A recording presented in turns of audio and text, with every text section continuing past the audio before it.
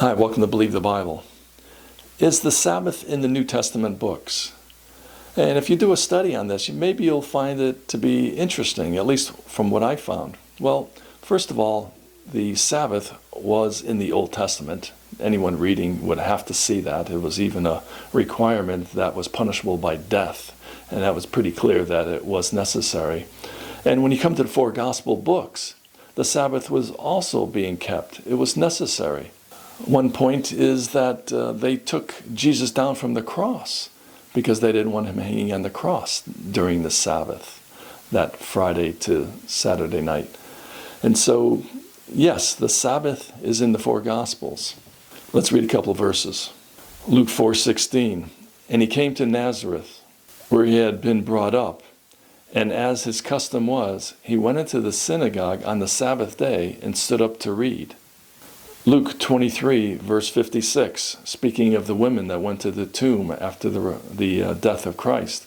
And they returned and prepared spices and ointments and rested the Sabbath day according to the commandment.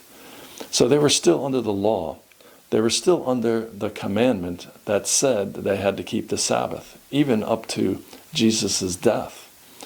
And so now we come to Paul. What happens here? What does Paul say?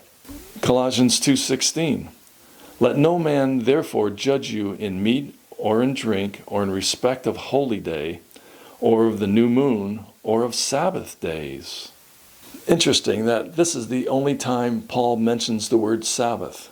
And actually in our New Testament, we call the New Testament books, the 27 books, it is the last time the word is actually used. So the Hebrew epistles, Hebrews through Revelation, written to the Hebrews, was not mentioning the Sabbath at all, that they needed to keep the Sabbath.